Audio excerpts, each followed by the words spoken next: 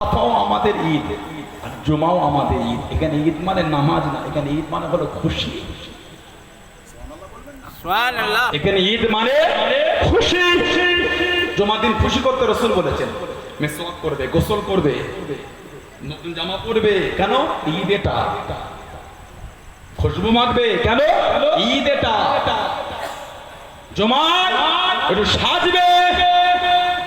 অন্যান্য ইমামদের মতে জুমায় গোসল করাটা ওয়াজিব।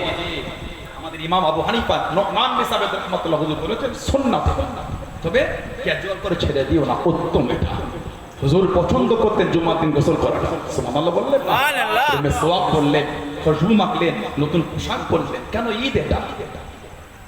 ওমর ফারুক বললেন, হুজুর সাল্লাল্লাহু আলাইহি ওয়াসাল্লাম বললেন ইয়ামুল জুমা, ঈদ এটা, জুমা আমাদের ঈদ।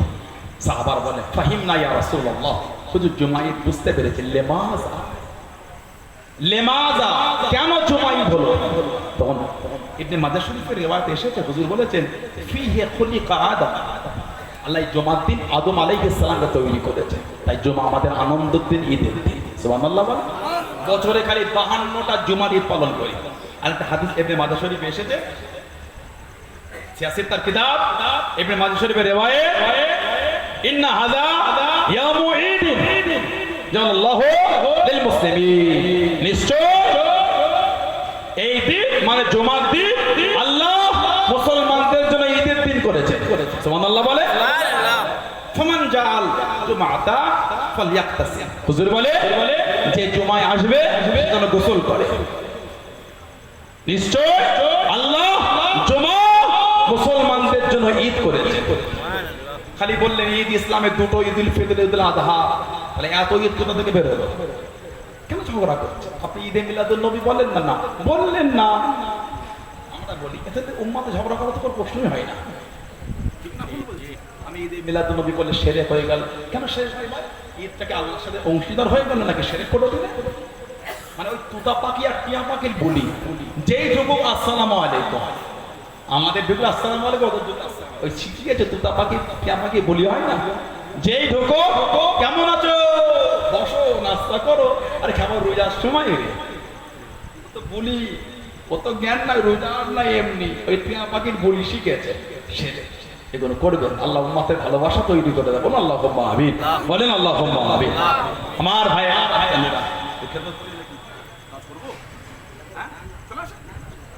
আমার ভাইয়েরা, বাপজানেরা, ছেলেরা, যুবকেরা, মুরব্বীরা, আল্লাহ পাক রব্বুল আলামিন আমাদের হুজুরকে দুনিয়ায় কথা নেই। বলুন আলহামদুলিল্লাহ। আলহামদুলিল্লাহ। হুজুর ধীরে ধীরে বড় হয়।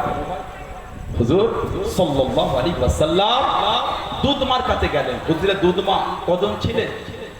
হুজুরের দুধমা ছিলেন তিনটে। কটা? হযরতে সুয়াইবিয়া, কোন কোন বর্ণনা উনি দুদিন, কোন কোন বর্ণনা 3 দিন আমার হুজুরকে দুধ পান করিয়েছে। 2 নম্বর হযরতে উম্মে আইমান, ওনার বাড়ি ছিল ইথিওপিয়া, হাবশা। ইথিওপিয়া, হাবশা।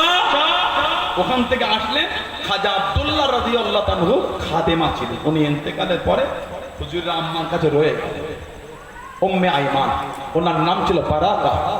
ওনার একটা সন্তান যার নাম হলো আইমান, ওই জন্য ওনাকে বলা হয় উম্মে আইমান, আইমানের মা, হুজুরের দুধ মা।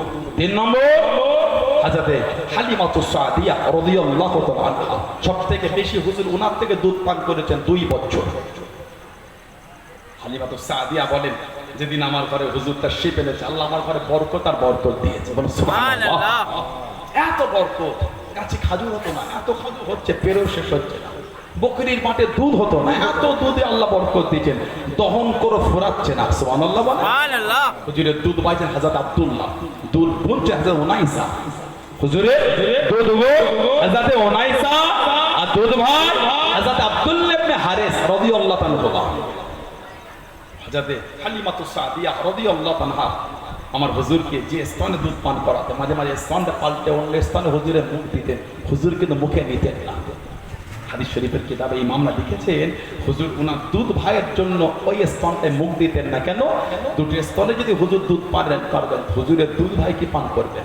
ওই জন্য ভাইয়ের জন্য আমার হুজুর ছেড়ে রেখে দিতেন। বলুন সুবহানাল্লাহ, বলুন আলহামদুলিল্লাহ। আলহামদুলিল্লাহ। 2 বছর দুধ পান করলে হুজুরকে ফেরত দিতে আসলে মক্কা শরীফে কঠিন একটা রোগ চলছিল।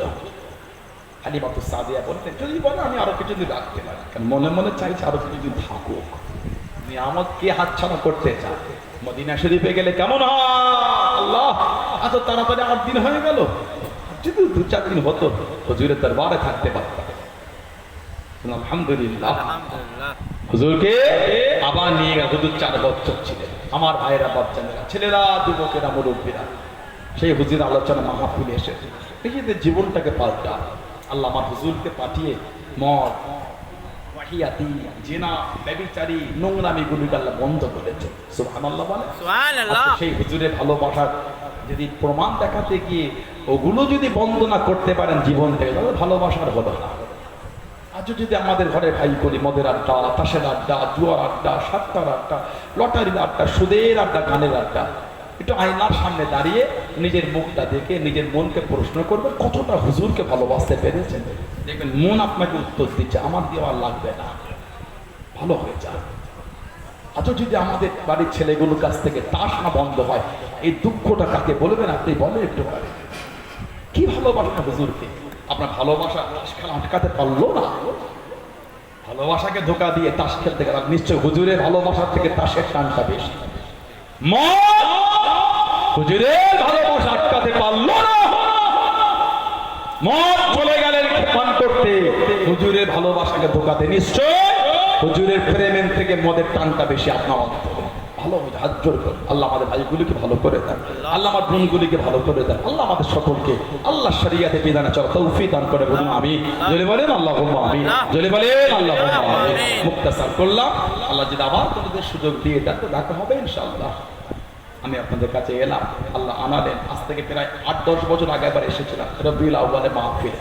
তখন আমার স্টেজটা ওইখানটা হয়েছিল, বড় হচ্ছে একটু উঁচু পাড়া করেছিল স্টেজ, মনে হয় অনেকদিন আগেকার পুরাতন গল্প তো, 8 বছর 10 বছর কম বেশি হবে। আল্লাহ হাজির করালেন। এই যে আমি আপনাদের কাছে এলাম, আরো আলেম ওলামা হাজরাত আলোচনা করলেন।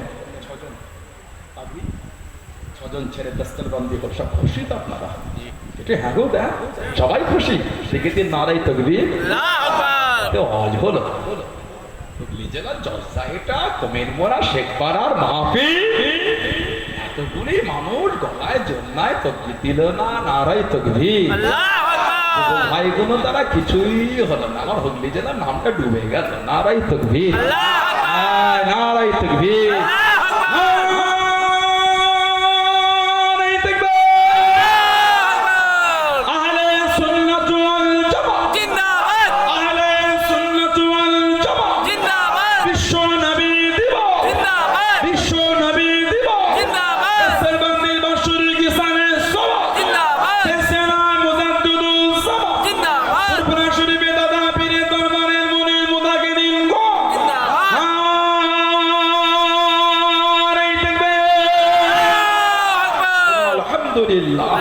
অল্প সময় বলবো, কার বাপ আছে মা নাই, কার মা আছে বাপ নাই, কার দুটোই নাই। আজকে আমরা কবরের মধ্যে শুয়ে এতিমের মতন পড়ে পড়ে কাঁদতেছি। কেবল একটু দোয়া, কেবল একটু সওয়াব, দ্বিতীয় আর কিছু না।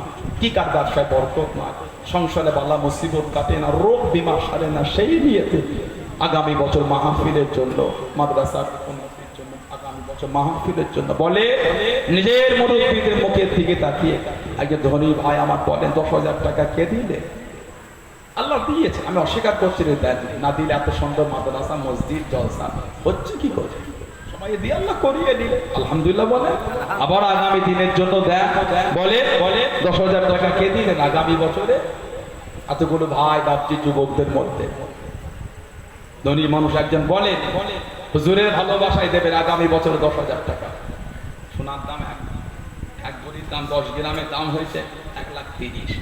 কি হচ্ছে বুঝতে পেরেছে? একটুখানি কম দিলেই হয়ে গেল, বেশি দিতে হলো না।